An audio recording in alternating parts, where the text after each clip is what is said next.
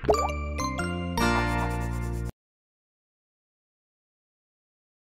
अस्सलाम वालेकुम। हर हफ्ते की तरह इस हफ्ते भी हम आप लोगों के साथ हैं डान एकेडमी के प्लेटफॉर्म से लाइव सेशंस। और आज जो हमारे गेस्ट हैं, very great educator, talented mentor और हमारे guider, one and only sir Abdul Basit Memon sahab. Sir, welcome करते हैं आपको। अच्छा सर, के हवाले से मैं बताऊं आप लोगों को कि जितने भी डिफरेंट एजुकेशनल स्टाफ पोस्ट रहे हैं टंडोजाम के, और उसमें यानी सर का नाम भी यानी है मौजूद। और सर अभी जो है करंटली एसोसिएट प्रोफेसर हैं और currently working at government degree college doctor Nasreen मकबूल मेमन टंडोलाया में काम कर रहे हैं। उसके अलावा अगर सर की जर्नी के बारे में बात करें तो वो इन्हीं के ज़बानी हम सुनेंगे जो ये टोटल डिटेल डिस्कशंस होगी। क्योंकि आज जो हम जिस टॉपिक पे बात करने जा रहे हैं, जिस चीज़ पे डिस्कस कर रहे हैं, उसमें हमारी बहुत सारी यूथ, हमारी आवाम इस चीज़ में वो चाहती है कि वो आगे आए और इन चीज़ों में पार्टिसिपेट करे, and that is called competitive exams. हर एक का ड्रीम होता है कि कोई अच्छी सर्विसेज ब्यूरोक्रेसी के लेवल पे जाए, लेकिन प्रॉपर डायरेक्शन न होने की वजह से उनको मुश्किलात का सामना करना पड़ता है। तो लिहाजा यही चीज़ देखते हुए हमने आज हमारे जो इस वीकली लाइव सेशन में हमारे जो गेस्ट हैं सर अब्दुल बासित मेमन साहब, उनको इनवाइट किया है और उन्हीं के ज़बानी आज हम इन चीज़ों पे डिस्कस करेंगे। आप लोगों को भी जो क्वेश्चंस होंगे आप लोग पूछ सकते हैं हमारे लाइव सेशंस में, ताकि हम सर से डिस्कस करें और वो आप लोगों के साथ शेयर करें। तो over to sir Basit Memon sahab. Sir, welcome करते हैं डान एकेडमी के प्लेटफॉर्म में आप लोगों को। Thank you very much for your invitation sir, कि आपने हमें याद किया और हम भी इस सेंटर को याद करते हैं, स्पेशली आपको भी, क्योंकि आप और हमने कभी कुछ वक्त साथ पढ़ाया भी है, ज़्यादा भी है। तो बड़ी खुशी हो रही है कि आपने हमें इनवाइट किया। Thank you very much for this. अच्छा सर, आप अपनी एजुकेशन जर्नी के बारे में बताएं, कहाँ से आपकी एजुकेशनल जर्नी स्टार्ट हुई है और किस तरीके से, ताकि हमारे व्यूअर्स को इसका भी थोड़ा पता चले और फायदा। टंडोजाम जो है ना, एक ऐसा छोटा सा शहर है जहाँ के मोहल्ले आपस में मिले होते हैं। एग्जैक्टली। और हम गलियों में खेलने वाले बच्चे थे, हमें पता नहीं था, बस ये कि स्कूल हमारा जो था यहाँ पे एक बहुत स्कूल पढ़ा है जहाँ पे अदरक सभी अभी बिल्कुल। तो इस स्कूल में हमने 1971 में एडमिशन हुआ और 76 में हमने यहाँ से 5 क्लास किया। और सबसे अहम चीज़ ये कि जब हमने 6 क्लास में हाई स्कूल नंबर 2 जो उस जमाने में मिडिल स्कूल था, अच्छा, तो वहाँ पे हमारा प्री एंट्री टेस्ट के बाद एडमिशन हुआ। आप यकीन करें कि उस जमाने में प्री एंट्री का कॉन्सेप्ट था। पहले हमसे टेस्ट लेते थे, उसके बाद हमें एडमिशन दी। 81 में हमने वहाँ से 1981 में वहाँ से मैट्रिक किया और 1982 को टंडोजाम एग्रीकल्चर यूनिवर्सिटी की बड़ी खुशकिस्मती है कि हमें उन्होंने एडमिशन नहीं दिया। सही। मैं इसलिए कहूँगा क्योंकि आगे चलकर मुझे बहुत अच्छे अपॉर्चुनिटी मिली। 83 में मैंने गवर्नमेंट SM कॉलेज में दाखिला लिया, लेकिन वहाँ के मुझे एक चीज़ जो कि मैं यहाँ बताना ज़रूरी चाहूँगा कि जो टीचर है जो मैंने सीखी वहाँ पे कि कंटिन्यूसली जो बच्चों को टीज करने वाला टीचर जो है, उस या तो उसकी ज़िंदगी तबाह कर देगा, या बहुत कम ऐसे लोग हैं जैसे मैं था, अपनी ज़िंदगी को तबाह हो जाती, लेकिन अल्लाह के एक वली ने जिसका नाम अब्दुल जब्बार मेमन भाई था, उन्होंने हमें अपने पास बुला के वहाँ से पढ़ाना शुरू किया। तो बहरहाल 83 में मैं उस कॉलेज में जाके फिर वापस आया और मैं पढ़ाई छोड़ दी थी एक टीचर के मुसलसल टीजिंग की वजह से। कि सिंधी में भी एक कहावत है कि बाबा सिंधी काठी थे ना वजन घणो। तो एग्जैक्टली मैं जब वहाँ पे मुसलसल इंसल्टिंग बिहेवियर था, उस वजह से मुझे कॉलेज छोड़ के जाना पड़ा।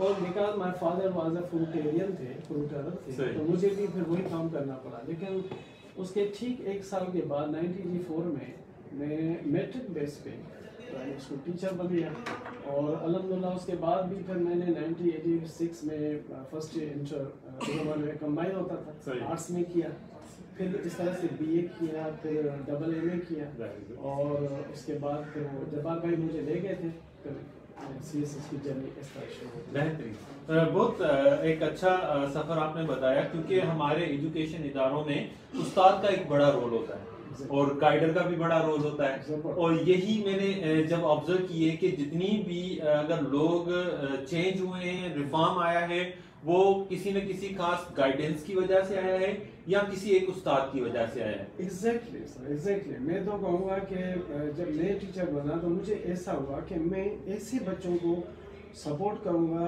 उनका मोरली अगर नहीं भी पढ़ेंगे तो भी उनकी कोशिश करके उनको कन्विंस करके पढ़ाऊँगा, क्योंकि मैं एक पुअर फैमिली से बिलोंग करता था। बिल्कुल। तो मुझे जिस शख्स ने ये राह दिखाई, अल्लाह ताला से जन्नत नसीब करे। 2020 में उसकी डेथ हो गई, 22 में। तो अल्लाह ताला उसे जन्नत नसीब करे। वैसे ये सफ़र ऐसा है कि जब आप पढ़ते हैं तो आपको फिर पढ़ाते हैं तो ये शौक होता है कि यार आई एम अ टीचर, तो I should know more and more about teaching.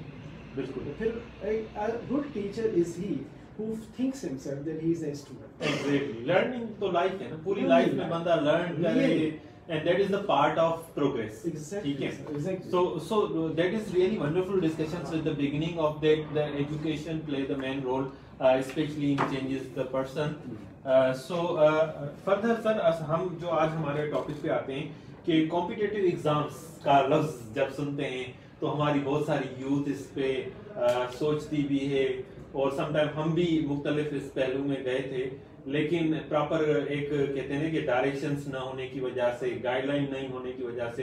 तो आपके हिसाब से ये जब कॉम्पिटिटिव एग्जाम्स आता है, लफ्ज तो इसके जहन में क्या आता है और इसके लिए आप क्या सजेस्ट करेंगे? Sir, when I first heard about CSS, so I didn't know what is CSS, but somebody told me in the beginning that CSS means Central Services, Central Superior Services.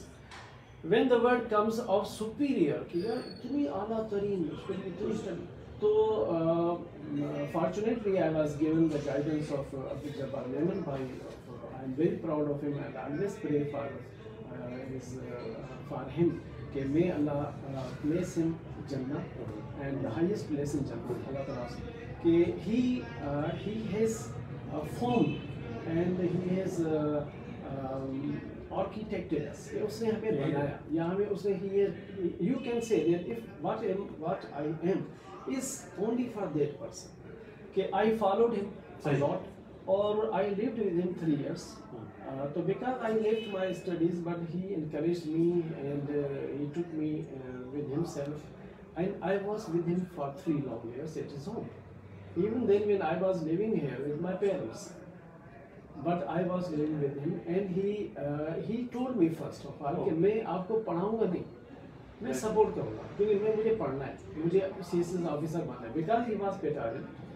और उसकी सबसे बड़ा फ़ायदा ये हुआ कि इवन मैं उनको डिक्शनरी खोल के वर्ड्स पूछते थे, मैं उनको बताया करता था, इट वाज माय सर्विस, कि ये मेरी बिगिनिंग थी। सही। लेकिन उनको 2 or 3 years I my self suppose I was a tutor of my self, कि मैं खुद का उस्ताद था। सही।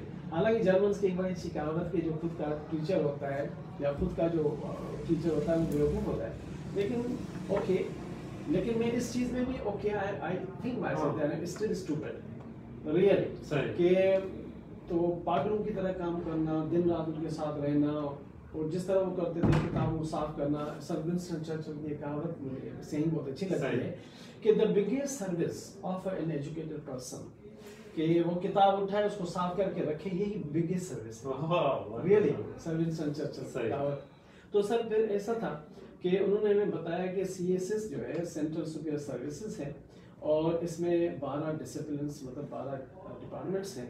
उसमें उस ज़माने में 4 हाईएस्ट थे, जैसे DMG ग्रुप था, पुलिस डिपार्टमेंट था, कस्टम्स था, इनकम टैक्स था। बाकी जो 8 हैं वो भी बहुत अच्छे हैं, फॉरेन सर्विसेज है, पोस्टल इंफॉर्मेशन डिपार्टमेंट है, लैंड एंड इस तरह से डिपार्टमेंट्स हैं, तो OMG department, office management service वगैरह।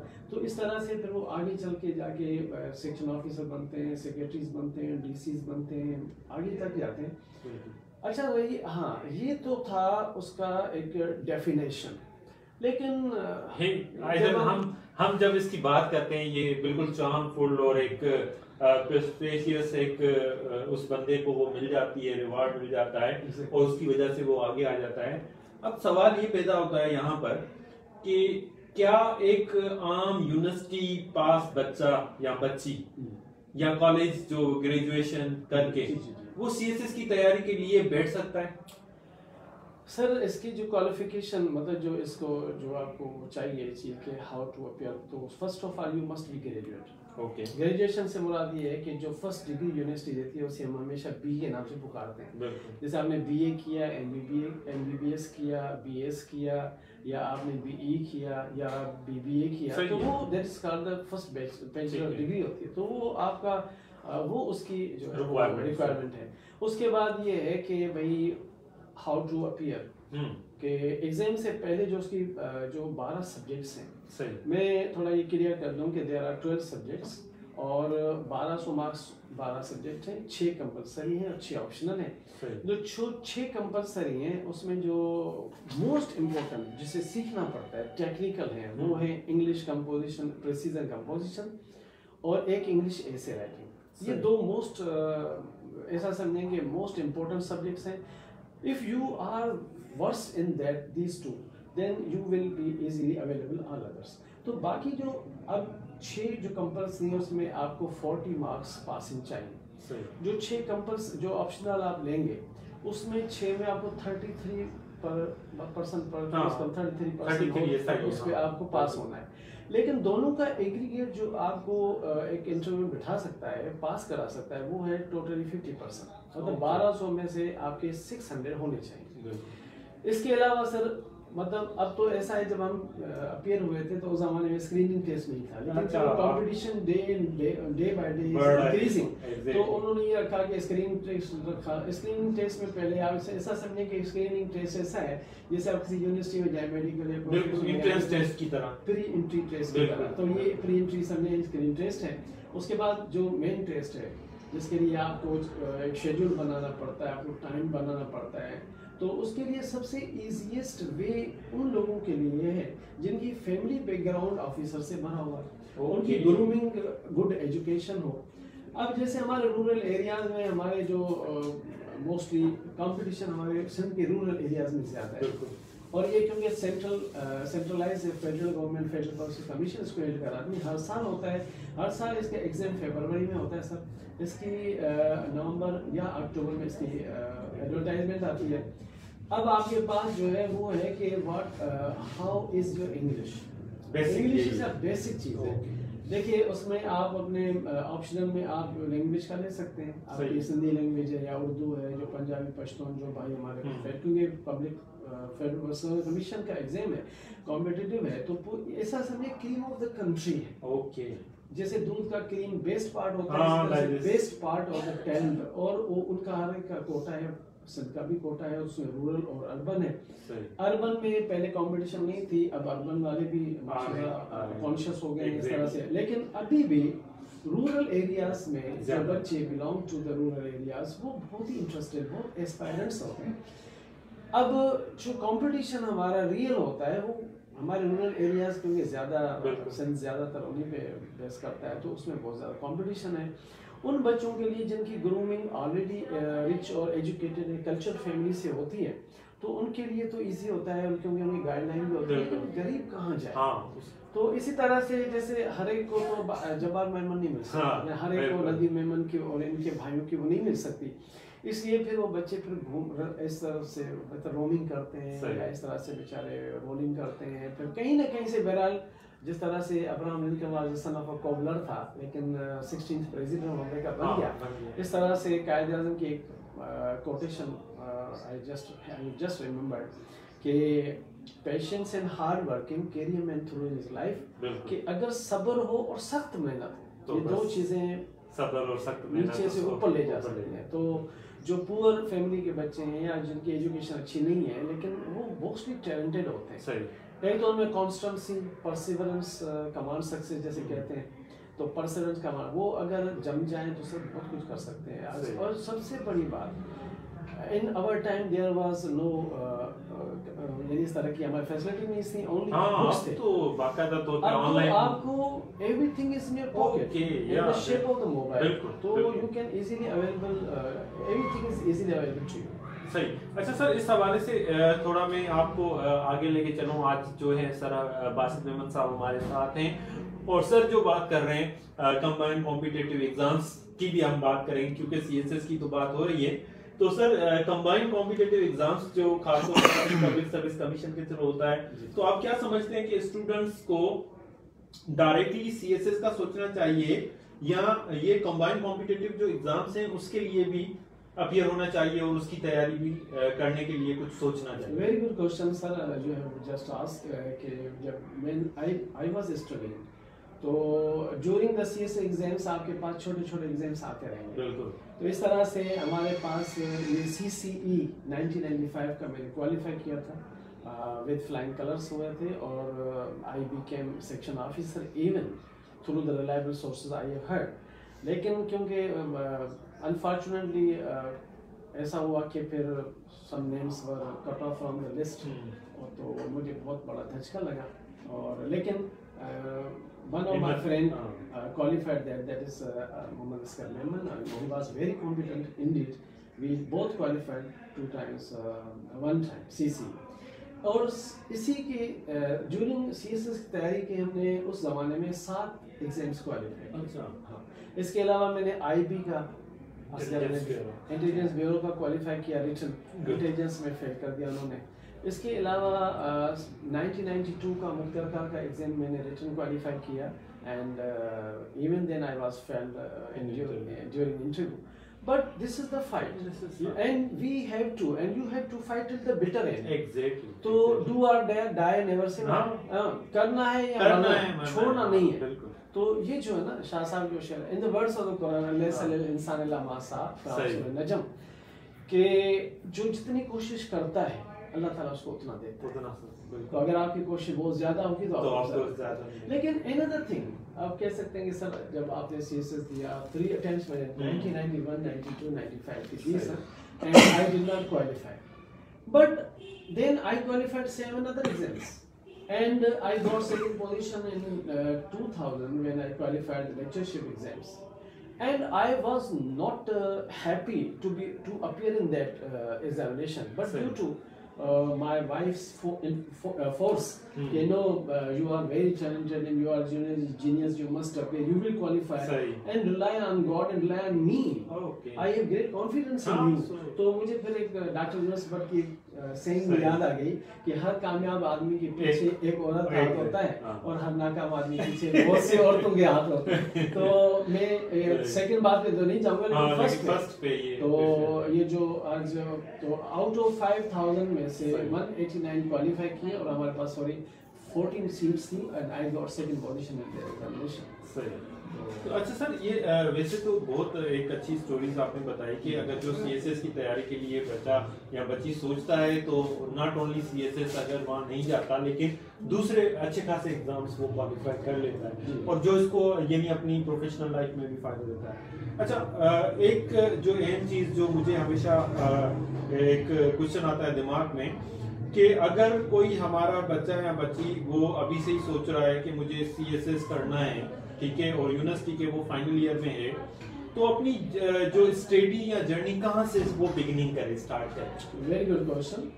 पहले तो हमें ये नहीं पता था कि कहाँ से शुरू करना चाहिए, लेकिन अब ये जो आपका सोशल मीडिया है, आपका यूट्यूब है, यार इसमें हर चीज़ यू कैन इजीली फाइंड। बिल्कुल। अगर आपको कोई गाइड नहीं मिल रहा, पहले ये था कि भाई जिसने अपीयर हुआ हो उससे जाके मिले, ये करें, जब ये सोशल मीडिया नहीं था या ये mobile was not available at that time, तो we didn't meet to any officer. हमें हमारे सामने एक एग्जांपल था कि वो भी इन स्ट्रगल था, he was also struggling, तो we were strugglers, हमें पता नहीं था, जैसे वो कहता था हम करते थे okay he is right because he is the final authority।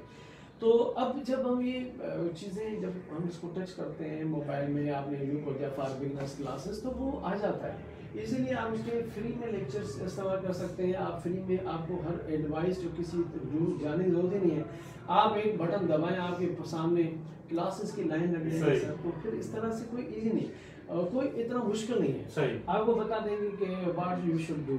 Sir अभी मैंने एक बच्ची का इंटरव्यू देखा था जिन्होंने सीसी क्वालिफाई किया था 2023 में, पिछले साल का, तो उसने कहा कि फॉर द बिगिनर्स के लिए है कि रेन मार्टिन की क्लास ले ले। सेकंड उन्होंने सैयद सादत अली शाह की exploring the grade of English का नाम लिया। तो जो चीज़ उसने कही थी, उसने कहा first of all you should stress, you should give full attention to your English. सही। इंग्लिश में सर उन्होंने जो चीजें बताई थी वो थी कि not to use bombastic words, और आपको सिंपलेस्ट वे में लिखना है। अच्छा, अंडरस्टैंड करना है, लिखना है। उसके लिए उसने बेस्ट बताया रेन मार्टिन को, बेसिक में पार्ट्स ऑफ स्पीच के साथ। तो दूसरी उसने कहा कि जो इजीली अंग्रेजी इंग्लिश जो है उसको आप अक्वायर कर सकते हैं वो है आपकी फिक्शन। मतलब आप स्टोरीज, बच्चों को छोटी छोटी स्टोरीज पढ़िए, उसमें से वर्ड्स इजीली समझ में आ जाएंगे। उसको डिक्शनरी में से वर्ड्स निकालने की जरूरत नहीं है क्योंकि वो सीक्वेंस में बच्चों के लिए होते हैं। तो वही writing in the words of I G Khwaja साहब सर, वो कहता था कि there are two kinds of the sentences होते हैं। एक तो kind of sentences according to grammar होते हैं, दूसरे सेकंड होते हैं अकॉर्डिंग फॉर राइटिंग। राइटिंग के लिए उसने बताया कि देयर आर 3 वेज। एक सिंपल सेंटेंस होता है जिसमें you have to write only one thing, one subject, one idea. ठीक है। दूसरा होता है कंपाउंड जिसमें 2 इंडिपेंडेंट सेंटेंसेस को लिंकिंग वर्ड लगाकर आप बताते हैं। सेकंड, थर्ड जो मोस्ट डिफिकल्ट है वो बिग राइटर्स के लिए और प्रोफिलिक राइटर जो होते हैं, जो बहुत लिखते हैं, उनके लिए होता है हाईली क्वालिफाइड, जैसे डान के आप आर्टिकल्स पढ़ रहे हैं या ये चीजें। तो फिर उसमें ये होता है कि वो कॉम्प्लेक्स सेंटेंस लिखते हैं कि एक इंडिपेंडेंट सेंटेंस होता है, एक या दो उस पर डिपेंड होते हैं। तो फिर आदमी को चाहिए, बिगिनर्स को या सीएसएस एस्पायरेंट्स को, कि वो सिंपलेस्ट इंग्लिश में लिखें ताकि जो एग्जामिनर आपका हो उसको इजीली अंडरस्टैंड हो जाए। जब आपको इजीली अंडरस्टैंड हो जाएगा राइटर को, तो वो समझेगा कि इसकी कमांड अच्छी है, तो वो आपको क्वालिफाई कर देगा। लेकिन writing you have to write daily at least 1 paragraph. सही। अच्छा, इस हवाले से सर मैं इसमें कुछ चीजें ऐड करूं, क्योंकि जब अगर हम बात करते हैं 2001 की और 2002 की, तो फर्स्ट ईयर इंटर का जब इंग्लिश का पेपर होता था तो उसमें प्रेसी भी होती थी और कंप्रीहेंशन भी होता था और भी चीजें, समरी भी आ जाती थी। लेकिन अगर हम बात कर रहे हैं अभी के जो पेपरों की और अभी का जो पैटर्न है, जो असेसमेंट सिस्टम है, तो आप कितने परसेंटेज उससे सेटिस्फाई होंगे कि राइटिंग स्किल्स की हम एक जगह पे बात कर रहे हैं कि बच्चे को डेवलप करनी चाहिए, दूसरी जगह पे हम यानी हमारे जो स्कूल और कॉलेज लेवल पे हमने ये चीजें खत्म कर दी हैं। तो आप क्या समझते हैं, तो इसका क्या असर बच्चों पे और बच्चियों पे हो रहा है? एग्जाम जो था सर, पहले के सिस्टम में हमें ये चीजें सिखानी पड़ती थी। सही। क्योंकि मैं 1984 से लेकर अब तक 40 इयर्स हो गए, लेकिन गवर्नमेंट सेक्टर में आते हुए 16 इयर्स में प्राइमरी में रहा और 2000 में मैं गवर्नमेंट कॉलेज कालीमोरी हैदराबाद में था। तो वहाँ पे मुझे एक टीचर मिले जो उस ज़माने में, क्योंकि सबसे मोस्ट डिफिकल्ट क्वेश्चन यही होता था कि पैराग्राफ राइटिंग, उसके बाद प्रेसी राइटिंग। प्रेसी के 2 पार्ट्स होते थे, आपको पता है शायद। वो था कि read the following passage carefully and make us precis and give the answers of the question below. उसका ए और बी होता था। तो अच्छा, उसमें ये जो कंप्रीहेंशन वाला सिस्टम है, तो कंप्रीहेंशन को आई ऑलवेज से कि comprehension is the younger sister of प्रेसी writing. तो जब तक अंडरस्टैंडिंग नहीं होगी तो एग्जैक्टली आप देखिए, जब हम बच्चों को पढ़ाते हैं ना, तो एक लेसन के नीचे कंप्रीहेंशन लिखा होता है, उसमें क्वेश्चन आंसर्स होते हैं, फिर छोटी छोटी एक्सरसाइज होती है। सर क्वेश्चन आंसर्स को आप देखें और उनके आंसर्स आप ऊपर के सेक्शन में, जैसे मैं बताऊं कंप्रीहेंशन के जो रूल्स हैं वो 4 हैं। 4 रूल्स ये कि read the questions first, not the paragraph. Read the questions first, read the paragraph quickly, read the paragraph slowly, then read the questions again. Number 5 पे write answers. Wow, so 4 cues. That is very much important and noted. Yes. 4 cues and 1 A. 4 cues, one question, read questions, read questions again, read the paragraph. So read, यानी 4 hours है, sorry, 4 hours. 4 hours और 1 writing W आ जाएगा। 4 hours 1 W। Read the questions first, read the paragraph quickly, read the paragraph slowly, read the questions again and right the answers. यानी 4 hours and 1 W। अच्छा, इसमें एक और चीज भी, एक इंग्लिश का इडियम है 3 hours। Everybody knows about 3 hours। तो 3 hours क्या है? वो R रीडिंग, राइटिंग का W छोड़े, राइटिंग का R से शुरू हो रहा है, writing, and arithmetic means arithmetic मतलब हिसाब। तो हर एक को पढ़ना, लिखना और हिसाब करना आना चाहिए। बचपन से हम सिंधी उर्दू में भी सुनते रहे। तो इंग्लिश में इडियम होता है और इडियम्स मुहावरे होते हैं और टू ब्यूटीफाई योर लैंग्वेज। तो लेकिन ये भी हमें प्रेसी राइटिंग में अगर होते हैं तो सर काटने पड़ते हैं। तो प्रेसी राइटिंग का रूल क्या है, मैं इसका भी थोड़ा बता दें सर। उसके रूल्स ये होते हैं कि क्योंकि आपको 1/3 बनाना होता है। First of all skim through, यानी कि उसको सरासर पढ़ना है, उसके बाद उसको इंटेंसिव रीडिंग 2 टाइम्स देनी है। सही। फिर आपको इंटेंसिव रीडिंग के बाद इंपॉर्टेंट पॉइंट्स को अंडरलाइन करना है, ठीक है। ठीक हो गया। फिर उन लाइंस सबको अंडरस्टूड करके उसमें से उन लाइंस को समरी करके लिख के उसको जोड़ के उसका टाइटल अंडरस्टूड हो जाएगा। आपने ये देखना है कि what is the subject and what is said about that subject. सही। यानी मौजू क्या है, उस मौजू के मौजू बाद पे क्या बात बाकी सारा आप हटा चीजें दें। हटा दें। तकरीबन 18 to 19 ऐसे पॉइंट्स है सर, अगर आप टाइम हो तो मैं बताना चाहूँगा कि वो कौन सी पॉइंट्स है जो प्रेसी के ओरिजिनल में से निकालनी है, तो वो बन जाएगा। आप उसमें से रेफरेंसेस निकाल दें, एग्जांपल्स निकाल दें, आप उसमें से इडियम्स निकाल दें, सर सिंपल मीनिंग दे दें, आप उसमें से कमेंट्स निकाल दें, तो आप उसमें एडिशन निकाल दें, आप क्रिटिसिज्म ना करें, आप उसको यानी कि 1 वर्ड सब्स्टिट्यूट में ले आए, तो तकरीबन 7-8 तो ये हो गई। बाकी उसमें ये है कि भाई स्टाइल जो है गुड हो, सिंपल हो, उसको सेट करना है। दिस इज आपकी press. Excellent that is very wonderful discussion with sir Abdul Basit Memon साहब।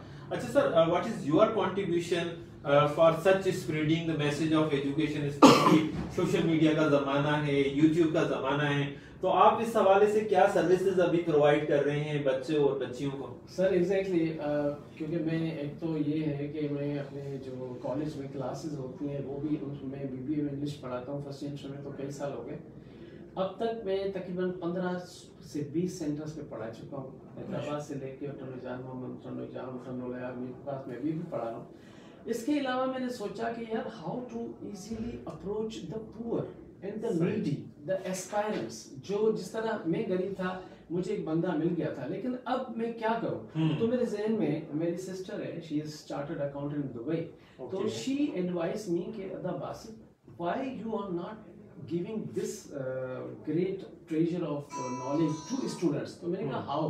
उन्होंने कहा कि क्यों ना आप अपना एक YouTube चैनल बनाएं। बेहतरीन। तो शी एडवाइस, और फिर क्यों मुझे I am not well versed in this, तो मेरे बेटे से कहा कि भैया आप बाबा की वो करें।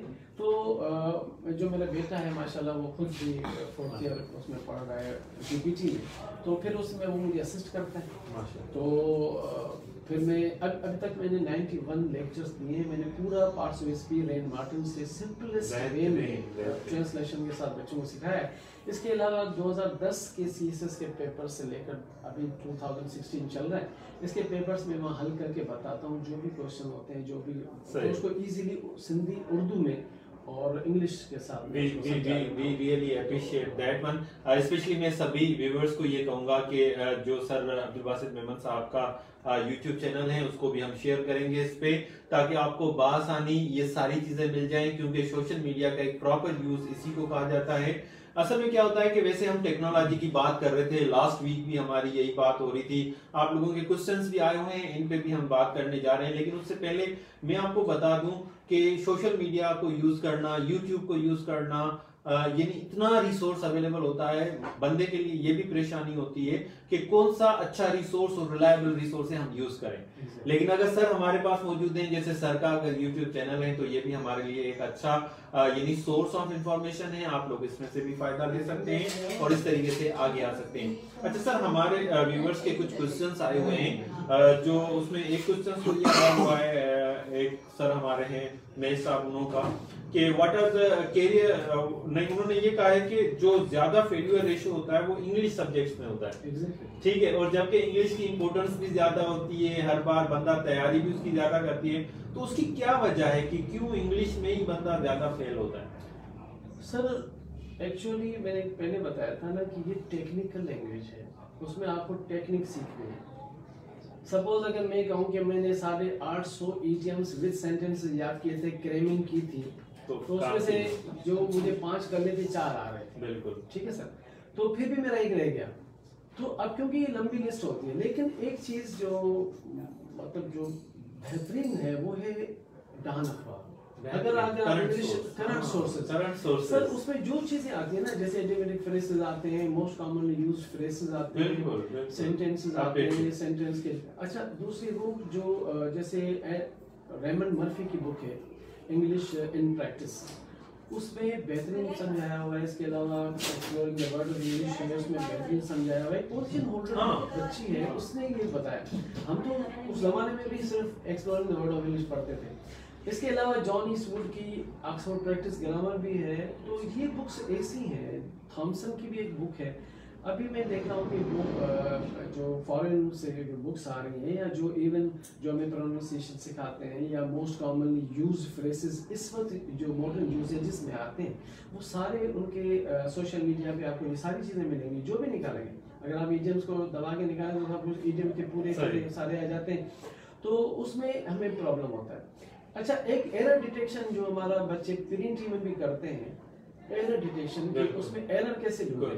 तो उसमें जब आपका पार्ट्स ऑफ स्पीच बहुत अच्छा हुआ होगा, उसके एक एक चीज आपने रेन मार्टर से पढ़ी होगी, तो I think you will never be baffled in writing और making such things. So that is really wonderful कि आप लोगों को टाइम देने की जरूरत है और इन सब चीजों को प्रॉब्लम की। अच्छा, इसमें एक और चीज जो हमारे जहन में वो ये आ रही है कि हम तैयारी के लिए सोचते हैं कि कब स्टार्ट करें, कब ये बिगनिंग करें। तो मेनली कितने मंथ्स की तैयारी जरूरी होती है फॉर सीएसएस, या सालों की तैयारी होती है? Actually sir, unfortunately when I started my preparation for CSS, तो मतलब ये ख्याल होता था कि यार I have to be thorough study, मैं सब पढ़ लूं। अच्छा, क्योंकि हमारा कंसंट्रेशन ये था कि हम जवान भाई को फॉलो करते थे कि यार ये पढ़ रहा है, ये पढ़ रहा है, तो ये हमें वो काम नहीं आया। क्योंकि एक तो टाइम लिमिट, ड्यूरेशन, क्योंकि इंसान तो सारी उम्र जैसा रहता नहीं है, कॉन्स्टेंसी भी एक तरह से। तो स्ट्रगल ये होती थी कि 10 आवर्स, अगर हम ये देखें 12 सब्जेक्ट हैं, हर सब्जेक्ट को रोजाना 1 घंटा दें तो 12 घंटे होते हैं।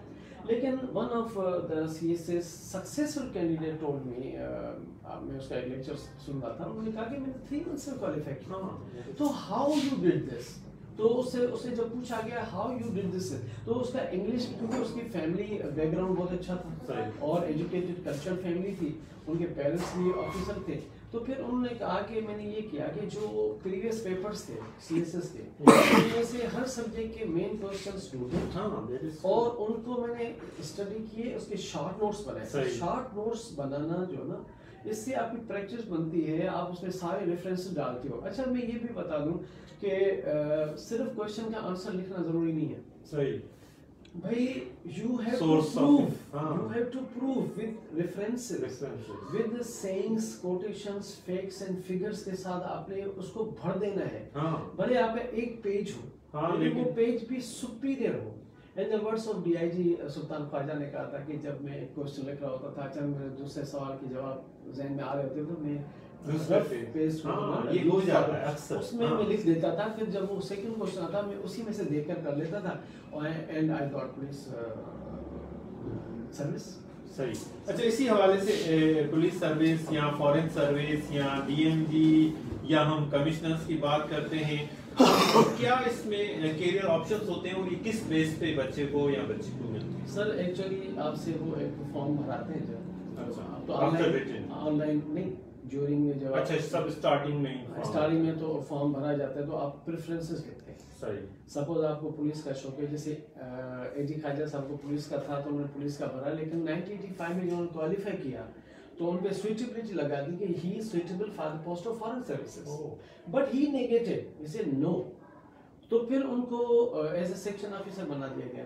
फिर उनको ऑफर दी गई, जब उन्होंने केस लड़ा तो उनको फिर इनकम टैक्स दिया गया, he didn't accept, and the next year he appeared with Jabbar भाई, 89 में अपीयर हुए और उसके बाद उनको पुलिस डिपार्टमेंट मिल गया।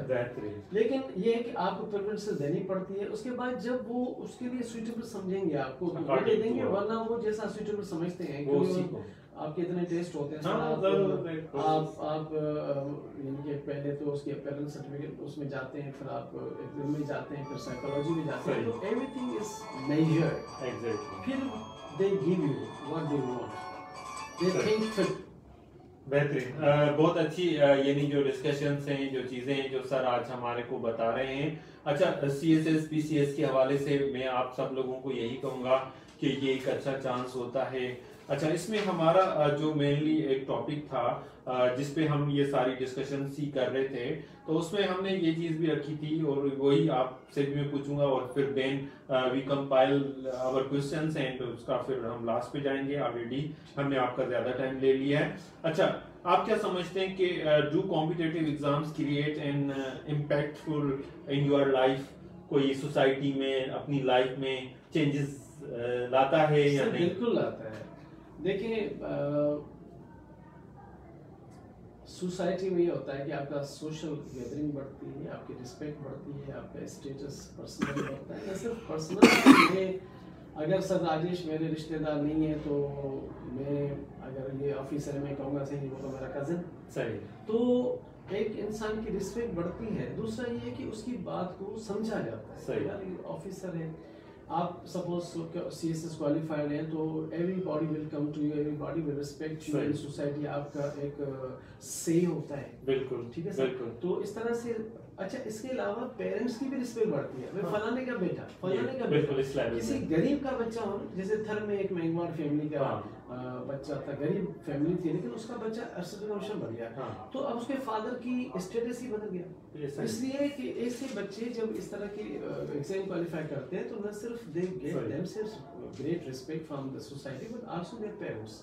बिल्कुल। फिर जो उनके नियर एंड डियर किथन के ने वो भी आ जाते हैं। तो ये सब बिल्कुल एक पर्सनालिटी बन जाती है, एग्जाम्पल बनता है और एग्जाम्पल फॉर द सोसाइटी। दूसरों के लिए everybody will give you example के यार देखो फलाने का बेटा CS हो गया, तुम भी कर लेते हो, तो फॉलो करना। अच्छा, अच्छा, इसी में सर मैं ऐड करूंगा, अभी खासतौर पे सोशल मीडिया में ये बहुत एक बड़ा क्वेश्चन अभी चल रहा है, CSS और PCS और कॉम्पिटिटिव एग्जाम्स। तो वो ये एक दोस्त था, उसका मैंने ये वॉल पे एक मैसेज पढ़ा था और उस पे बहुत मुझे हंसी भी आई थी और रियलिटी भी जाहिर हुई थी। उन्होंने ये लिखा था कि जब हम CSS करते हैं या कोई कॉम्पिटिटिव एग्जाम करते हैं तो हमारे दोस्त अब आप बहुत सारी मुबारकें और ये चीजें देना शुरू कर देते हैं। वहीं पर हमारा कोई बंदा अगर PhD करके बाहर से आता है तो उसके लिए कुछ भी नहीं होता है, तो वो भी एक बड़ा असेट होता है हमारी सोसाइटी के लिए। तो आप क्या समझते हैं, why the people can differentiate इन दोनों को, वो PhD होल्डर है और वो CSS है? सर, जिस मुआशरे में गुर्बत ज़्यादा हो और जहाँ पे टीचिंग को या इस तरह की चीज़ों को थिंकलेस जॉब समझा जाता हो। मैं एक टीचर हूँ और मैं 40 साल पढ़ाया है और आज भी मैं टीचर ही हूँ।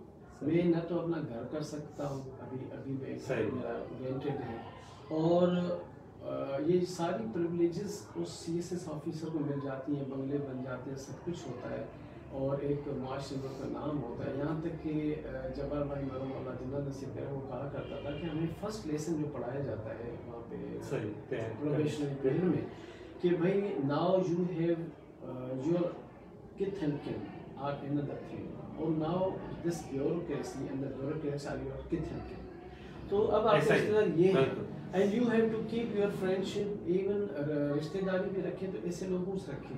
तो मरहूम ये कहता था। तो अब यहाँ में जो PhD है, हमारे यहाँ जो PhD है या जो बड़े बड़े बेचारे यूनिवर्सिटी प्रोफेसर पूरी जिंदगी लगा देते हैं, उनका तो नाम नहीं होता क्योंकि ये एक अनएजुकेटेड मुआशरा है और यहाँ पे स्टेटस ओरिएंटेड हमारे सोसाइटी। एग्जैक्टली। तो जब हम टीचिंग करते हैं, एक आदमी पूरी लाइफ गुजार देता है, फिर बेचारे को वो रिस्पेक्ट नहीं मिल पा रही होती।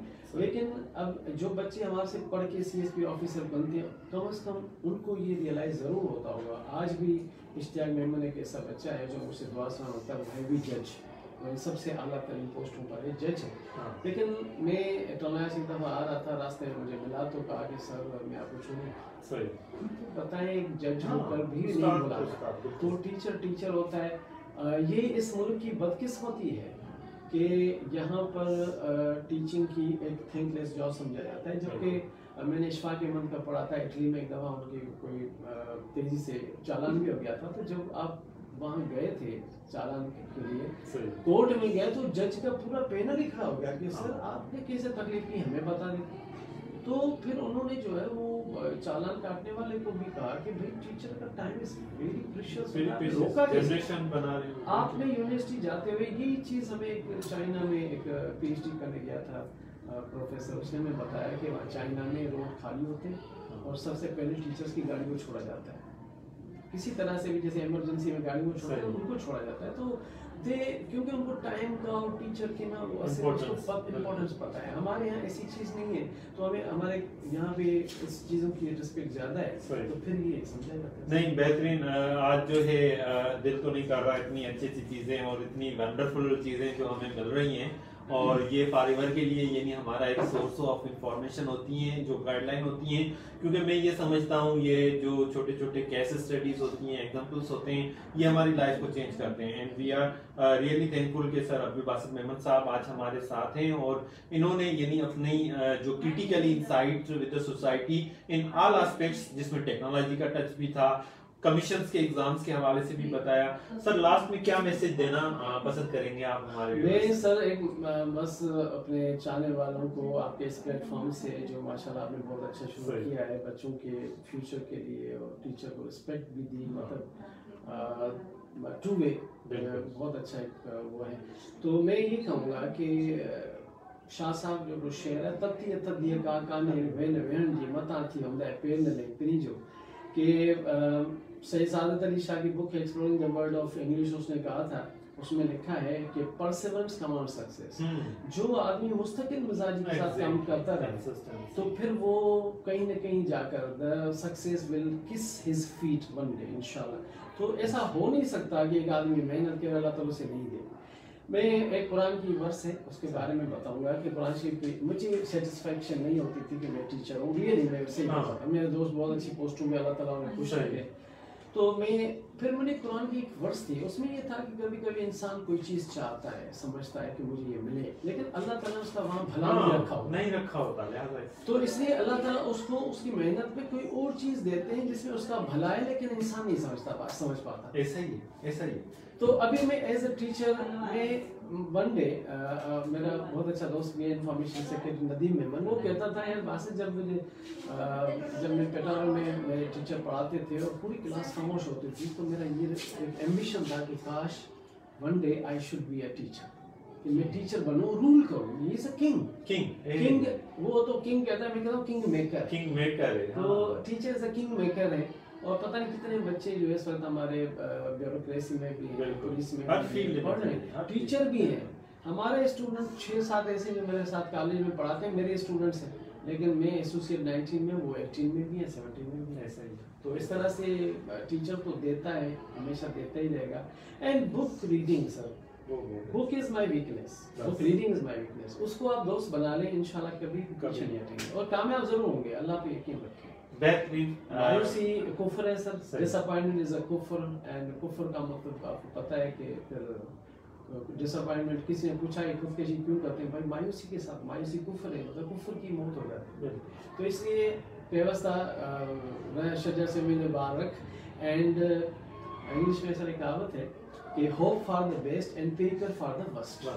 इंशाल्लाह ताला आप कामयाब रहेंगे। बहुत अच्छा और बहुत nice discussion. We are very thankful sir Abdul Basit Memon साहब के आज हमारे प्लेटफॉर्म से आप लाइव थे, और हमें बहुत खुशी हुई है। और इस तरीके से ही हम मुख्तलिफ प्रोग्रामों में आप लोगों को मुख्तलिफ टॉपिक्स के साथ हम लेके आएंगे और इसको डिस्कशंस को आगे बढ़ाएंगे। We are really thankful to all the viewers. जो भी कमेंट्स हैं, जो भी सजेशंस हैं, आप कमेंट्स कर सकते हैं, ईमेल कर सकते हैं, डान अकेडमी वालों को विजिट भी कर सकते हैं। ये लेक्चर एक सीरीज को हम कोशिश कर रहे हैं एक सिस्टमेटिक वे से, पैटर्न से इसको लेके आए, ताकि हमारे जितने भी व्यूअर्स हैं सबको फायदा हो। Thanks once again, thank you sir. Thanks our team जो खास तौर पे मॉनिटरिंग कर रही है, sir Kashan, sir Vishal, sir Labesh on the back side, क्योंकि डान अकेडमी एक ऐसा प्लेटफॉर्म है जहाँ पर वॉलंटियर बेसिस पे हमारी सारी टीम मौजूद होती है, और कम्युनिटी सर्विसेज के लिए, कम्युनिटी अवेयरनेस के लिए, मुख्तलिफ सेशंस के लिए हम सबको अप्रिशिएट करते हैं और वेलकम करते हैं। Thank you once again.